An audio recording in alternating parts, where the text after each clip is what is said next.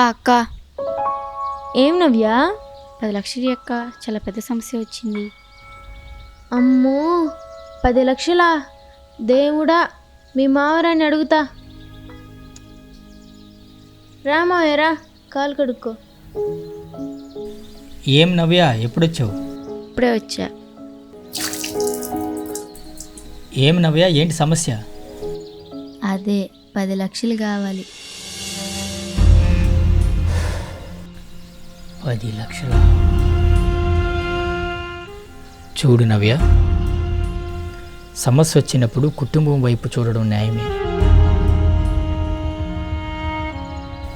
ఆ కుటుంబమే బలహీనమైతే ఎవరి వైపు చూడాలి? అర్థం చేసుకో. అవసరానికి మించిన అప్పు మనకు ముప్పు.